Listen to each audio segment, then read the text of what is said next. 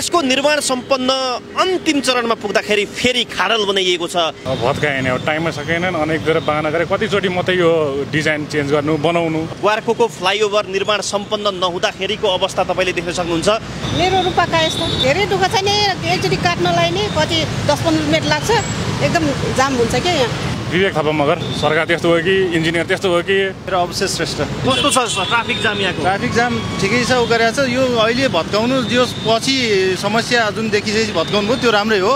पछि ठुलो दुर्घटना हुनुभन्दा अहिले भत्काएको राम्रै हो। सरकारको 17.5 करोड रुपियाँ लगानीमा ग्वारकोमा बनिरहेको फ्लाइओभर नेपालकै पहिलो यो एउटा आयोजना, यस्तो खालको संरचना। ओभरपास भन्दा फरक पर्दैन, यो ओभरपासै हो, तर कतिपयले फ्लाइओभर पनि यसलाई भनिरहेका छन्। क्वालिटीको काम चाहिँ गरेन ल, अब त्यो ठिकै छ। यो चाहिँ थ्याङ्क यू। अहिले दिउँसोको समय हो तर पनि जाम छ। हरिहर मण्डल कतिको हिँड्नुहुन्छ यो बाटो? हिँडिन्छ कहिले काहीँ, समस्या छ यो त। हजुर, छिट्टै भइदिए राम्रो होइन, काम त गुणेश्वर नै हुनुपर्छ नि। लागत लागिरहेछ, राज्यको पैसा लागिरहेछ भने राम्रो काम नै हुनुपर्ने हो। सर कहाँ पुग्ने होला सर? म यही इमाडोल अजय कुमार सिंह। अब यो निर्माण सम्पन्न हुन लागिसकेर त फेरि भत्काइरहेको रहेछ नि त। अब यो देशको यही हो व्यवस्था, के गर्ने, काम मिलेन कुरो, अब जनताले दुःख पाउने, दुःख पाइरहेको छ। यो बेलैमा निर्माण सम्पन्न नहुँदा कतिको दुःख छ, कतिको जाम छ यहाँ? अब त्यो भनेर साध्यै छैन, सुन्ने वालै कोही छैन।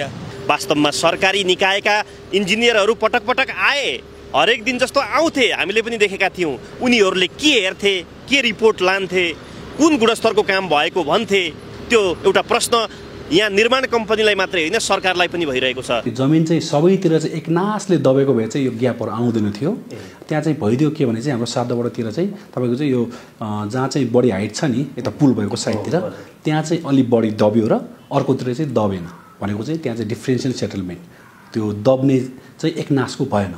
त्यो भइसकेपछि तपाईँको चाहिँ जोइन्टमा चाहिँ ग्याप आएको। कतिको समस्या छ यहाँ नबन्दाखेरि? यो धेरै समस्या छ नि, भइसक्यो नि अहिले कति 3-4 वर्ष बेसी भइसक्यो होला। यो 77 सालदेखि सुरु भयो, 4 वर्ष भइसक्यो नि। हजुर, गाह्रो छ नि समस्या, हामी देखिरहेका छौँ। यहाँ त अत्याधिक गाह्रो छ नि, मान्छे अब बिरामी भएर हस्पिटल आउनु पर्ने हुन्छ। अब सबैको पैसा हुँदैन, कतिपय अब बसमा चढेर आउनुपर्ने हुन्छ, कोही अब ड्युटीका लागि जानुपर्ने हुन्छ। के भन्नुहुन्छ सरकारलाई? सरकारलाई त जति भने पनि यहाँ कुरा लाग्नेवाला छैन। 2 स्लिप काम गरेर भए पनि यस्तो जाम एरिया चाहिँ 18 महिनाको काम भइसक्यो, 15-16 महिनामा सकेदेखि ठुलो धुवा त छ है, एकदमै। अब झन्डै 15-20 मिनट जाममा मान्छे बस्नु परेको छ। एकदमै गाह्रो छ। के भन्ने खै, अब सरकार यस्तै हो, जे पनि काम यस्तै गर्छ। नमस्कार, म कृष्ण कटेल। यति बेला हामी कोटेश्वरबाट साद्धो बाटोतर्फ र साद्धो बाटोबाट कोटेश्वरतर्फ जाने हाइवेको दृश्य देखाइरहेका छौँ, जहाँको ग्वारको चोक र यहाँ बनिरहेको फ्लाइओभर, अर्थात् विशेष गरी भन्ने हो भने ओभरपास भन्दा हुन्छ। हुन त नेपालमै पहिलो पटक यस्तो अभ्यास भइरहेको छ, काम भइरहेको छ। निर्माण कम्पनीको दाबी छ, मिडियामा उनीहरू अहिले तत्काललाई बोल्न मानिरहेका छैनन्, तर उनीहरूको दाबी छ 17.5 करोडको यो जुन बजेट छ, तर हामीले 44 करोड यहाँ खर्च गरिसक्यौँ, किनभने यो इपिसी मोडल हो, सरकारले थपेर दिँदैन। तर हाम्रो 44 करोड खर्च भइसकेको छ। जति घाटा खाइने हामी काम गर्छौँ हजुर, काम सम्पन्न राम्रो गर्छौँ भन्ने उनीहरूको प्रतिबद्धता छ। अहिले उनीहरू दैनिक 85,000 जति जरिवाना तिरेर यो काम गरिरहेका छन्। समयमा सक्नु पर्यो त्यो पनि। हजुर, कतिको समस्या छ यहाँको जाम, ग्वारकोको जाम? ठुलो जाम हो यो त, ठुलै समस्या भएर यसले गर्दा झन् अहिले समस्या भइरहेछ है। यो समयमा सकिदिनु पर्ने हो, समयमा सकेको छैन भने त्यसलाई कारबाही पनि हुनुपर्ने हो। दिपक, यो त अब खै केही पुरा राजनीति चलखेल हो कि त्यस्तै जस्तो लाग्छ मलाई। हजुर, यहाँ कतिको जाम हुन्छ, कतिको समस्या भोगिरहेका छन् जनताले? यो जाम त हुन्छ नै यहाँ, समस्या छ यहाँ। दुर्घटना हुने पहिला त धेरै जस्तो यहीँ। मेरो पनि प्रसाद हाल यहाँ अत्याधिक समस्या छ। अब यो 12-18 महिनामा सक्ने भनेर यो सम्झौताहरू काम भएको हो। हजुर, अब अहिले 2 वर्ष लगभग 3 वर्ष हुन लाग्यो, यसले धेरै ठुलो समस्या ल्याएको छ। यसले के देखाउँछ भने नेपाल सरकारले जति पनि योजनाहरू कामहरू गर्छ, यी कामहरू कुनै पनि समयमा सम्पन्न नहुने। त्यतिखेर सम्झौतामा अब के कसो थियो, सामानहरूको रेट भाउहरू अब त्यो घटबढ खाएर काम गर्यौँ हामीले भन्दैछन् ठेकेदारले। त्यो त अब त्यतिखेर उहाँहरूले ठेका लिँदाखेरि जान्ने कुरा हो। उहाँहरूले अब यतिमा हामी सक्छौँ भनेर काम सुरुवात गरेपछि त्यो उहाँहरूको कर्तव्य हो। यदि निर्माण कम्पनीको दाबी अनुसार 17.5 करोडमा हुनुपर्ने काम 44 करोड उनीहरूको लगानी भइसकेको हो भने वास्तवमा कसरी खुट्टा टेकेर काम गर्दैछन् त्यो आफ्नो ठाउँमा छ। तर अब बन्ने काम भने गुणस्तर हुनु पर्यो, जनताको यो भनाइ छ। किनभनेदेखि यहाँको वर्षौँदेखिको जाम, हामी गुवारको फ्लाइओभरको स्थलगत रिपोर्टिङपछि यति बेला गुणस्तर अनुसन्धान तथा विकास केन्द्रका निर्देशक दीप बाराहीसँग कुराकानी गर्दैछौँ। सर नमस्कार। हजुर नमस्ते। यति बेला धेरैलाई के छ भने गुवारको फ्लाइओभर लगभग सकियो भन्ने खालको एउटा मेसेज जाँदै थियो होला, तर फेरि चाहिँ त्यहाँ खाली गरियो, खाल्डो खनियो, माटो चाहिँ निकालियो भन्ने कुरा आएको छ। खास के हो सर यो? तपाईँको चाहिँ यो गुवारकोमा चाहिँ अहिले जुन चाहिँ तपाईँले भन्नुभयो यो सातबडो साइडको चाहिँ जुन प्यानल निकालेर माटो निकालेर चाहिँ फेरि चाहिँ पुनर्निर्माण भइरहेको छ, त्यसमा चाहिँ हाम्रो भएको चाहिँ के हो भने त्यहाँको चाहिँ यो अहिले गत चाहिँ यो बर्खाको समयलाई चाहिँ तपाईँको चाहिँ पानीले गर्दा चाहिँ त्यहाँ चाहिँ तपाईँको सेटलमेन्ट भएर जमिन चाहिँ दबिएर चाहिँ तपाईँको चाहिँ यो हाम्रो प्यानलहरूमा चाहिँ जोइन्टहरू ग्यापहरू देखेको हो। त्यो देखेपछि हामीले चाहिँ त्यसलाई चाहिँ निरन्तर चाहिँ मोनिटरिङ गऱ्यौँ, अनुगमन गऱ्यौँ, त्यो जोइन्ट चाहिँ बढ्छ बढ्दैन हेऱ्यौँ, फर्दर लोड दिएर चाहिँ हाम्रो चाहिँ जमिन चाहिँ कति सेटल हुन्छ त्यो पनि चेक गऱ्यौँ। अनि त्यसपछि चाहिँ हामीले चाहिँ त्यो जोइन्ट चाहिँ तपाईँको चाहिँ जे छ त्यसैमा नरिकन बढ्न थालेपछि चाहिँ त्यसलाई चाहिँ हामीले चाहिँ सुधार्न रेक्टिफिकेसनलाई चाहिँ कन्ट्र्याक्टरलाई चाहिँ पत्राचार गऱ्यौँ कार्यालयबाट।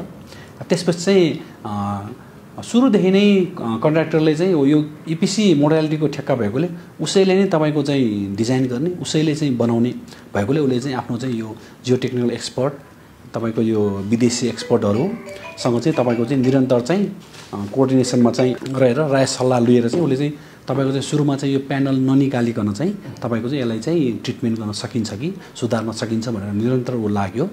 त्यसपछि चाहिँ अब त्यसरी चाहिँ अब सुधार्न चाहिँ नसकिने भने चाहिँ कन्क्लुजनमा पुगेपछि चाहिँ गत माघ 24देखि चाहिँ उसले चाहिँ निकालेर चाहिँ अहिले चाहिँ तपाईँको चाहिँ पुनः चाहिँ हाल्दैछ। इपिसी मोडल भन्ने बित्तिकै सायद अब त्यो निर्धारित मूल्यभन्दा बढी सरकारले पनि पे गर्दैन होइन। एक हिसाबले निर्माण कम्पनीको यति बेला तत्काल मिडियामा फेस त गरेनन् उनीहरूले, यद्यपि हामी घाटामा छौँ सर, हामी चाहिँ मजाले चाहिँ अहिले चाहिँ घाटा खाएर काम गर्दैछौँ भन्ने कुरा रहेछ होइन। के हो खास यो ठ्याक्क तपाईँहरूको के बुझ्ने यो चाहिँ? तपाईँको अघि भने जस्तै यो चाहिँ इपिसी कन्ट्र्याक्ट हो। हजुर। यसमा चाहिँ तपाईँको चाहिँ जुन चाहिँ सुरुको 17 करोड 6 लाखमा चाहिँ हामीले जुन सम्झौता गरेको छौँ त्यति नै हामीले चाहिँ टोटल पैसा उसलाई दिने हो। त्योभन्दा चाहिँ अब उसको चाहिँ बढी लाग्छ घटी लाग्छसँग हामीलाई सरोकार भएन। अब जे जति उसले चाहिँ अब अहिले पनि जुन निकालेर काम गर्दैछ उसले आफैले बेहोर्ने हो, 1 रुपियाँ पनि हामी बढी पैसा दिँदैनौँ भने। अर्को चाहिँ यसको म्याच चाहिँ हाम्रो चाहिँ पुस 8मा चाहिँ सम्पन्न सकिसकेको छ र पुस 9देखि चाहिँ ऊ चाहिँ हर्जाना तिरेर चाहिँ काम चाहिँ गर्दै हो अहिले। यो अवस्थामा सडक विभाग अन्तर्गतको यहाँको क्युआरटिसी होइन यो अफिसबाट पनि नियमित जस्तो हामीले कतिपय इन्जिनियर साहबहरू तपाईँहरू नै फिल्डमा गएको पनि हामीले विगतमा पाउँथ्यौँ। यद्यपि त्यो हुँदाहुँदै पनि भनेपछि ठेकेदारले आँखा छल्दैछ कि के हो, त्यो काम चाहिँ गुणस्तरीयतामा कम आयो भन्ने कि होइन? यस्तो हो, यसमा भएको चाहिँ के हो भने चाहिँ तपाईँको चाहिँ जमिन चाहिँ हाम्रो चाहिँ यो ऱ्यापमा चाहिँ लोड थप्दैको चाहिँ जमिन चाहिँ दब्थ्यो नै। तपाईँको चाहिँ धेरैले टिका टिप्पणी गर्ने गरेका छन् यो किन बनेन, किन ढिलो भइरहेको छ भन्ने कुरा नभन्दै जुन सरकारले दिएको एउटा समय सीमा भन्दा एकचोटि म्याद थप भइसकेको छ र म्याद थप भइसकेपछि यो कम्पनीले जरिमाना तिरेर काम गरिरहेको छ। हरेक दिन झन्डै 85,000 रुपियाँ जरिमाना तिर्दै काम भइरहेको छ। यो भनेको इपिसी मोडलबाट भएको हो र फिक्स जुन रकम सरकारले तोकेको छ 17 करोड 68 लाख अर्थात् झन्डै 18 करोड जुन सरकारले तोकेको छ त्योभन्दा बढी यसको रकम बढ्दैन। त्यो हिसाबमा निर्माण कम्पनीले पनि धेरै कमाउला, धेरै लम्ब्याएपछि धेरै पैसा आउँछ भन्ने उद्देश्य राखेको देखिँदैन प्रष्ट रूपमा इपिसी मोडल अनुसार काम गर्दा। तर किन काम सम्पन्न हुन सकेन एउटा यो सोचनीय कुरा छ। अबको अवस्थामा उनीहरूले कहिले निर्माण सम्पन्न गर्छन् यहाँको खबरदारी त पक्कै छ, कहिले छ उनीहरूको? हाम्रो चाहिँ अब अहिलेको उसले पेश गरेको कार्यतालिका अनुसार चाहिँ चैत मसान्तसम्मको चाहिँ उसको चाहिँ लक्ष्य थियो सकाउने। तर अहिले चाहिँ उसले चाहिँ वैशाख मसान्तसम्म चाहिँ सकाउने चाहिँ प्रतिबद्धता जाहेर गरेको छ। हामीलाई पनि अब यो लास्टमा चाहिँ अब फिनिसिङको कामहरू धेरै नै बाँकी रहने समय लाग्ने काम चाहिँ अब जस्तै भौतिक प्रगति 82% भए पनि त्यो बाँकी काम चाहिँ अलिक समय लाग्ने नै हुन्छ कि हाम्रो फिनिसिङको कामहरू बाँकी रहेकोले। हाम्रो चाहिँ अब हाम्रो चाहिँ विचारमा चाहिँ उसले चाहिँ बर्खा अगाडि चाहिँ काम सकाउँछ भन्ने चाहिँ हामीलाई चाहिँ आश छ। यो अवस्थामा दैनिक त्यहाँको आवत जावत ट्राफिक सबै कुरालाई निर्धारण गर्दै यहाँहरूले मूल्याङ्कन गर्दै यो प्रोजेक्टलाई कतिको गम्भीरताका साथमा लिनुभएको छ? होइन, हामी चाहिँ अब यस्तो छ, यो चाहिँ हाम्रो चाहिँ नेपालमै पहिलो चाहिँ योजना प्रोजेक्ट हो। यो इपिसी मोडालिटी पनि पहिलो नै हो र तपाईँको चाहिँ यो एमएससी वाल राखेर चाहिँ यसरी बनाउने पनि हामी पहिलो नै हो। हामी चाहिँ अब हामी सरकारी पक्ष सडक विभाग पनि पहिलो नै हो भने निर्माण व्यवसाय पनि नेपाली नै हो र उसको पनि पहिलो नै अनुभव हो। त्यो भएकोले चाहिँ हामीलाई चाहिँ पक्कै पनि अलि समय चाहिँ लागेकै हो। जस्तै कति काम गर्दै गर्दै जाँदा चाहिँ कति समस्याहरू आउने, त्यो समस्या निराकरण गर्न चाहिँ हामीले चाहिँ विदेशी एक्सपर्टहरूसँग चाहिँ राय सल्लाह लिनुपर्ने, उनीहरूको चाहिँ सहयोग लिनुपर्ने हुनाले अलिक समय लागेकै हो। अब चाहिँ हाम्रो चाहिँ यो बर्खा अगाडि चाहिँ सकिन्छ भन्ने चाहिँ म चाहिँ आश्वासन दिन चाहन्छु। त्यहाँ जसरी अहिले फेरि खनेर काम हुँदैछ त्यो चाहिँ कतिको प्रभावकारी छ? फेरि अर्कोचोटि पनि खन्नुपर्ने स्थिति आउँछ कि आउँदैन होला?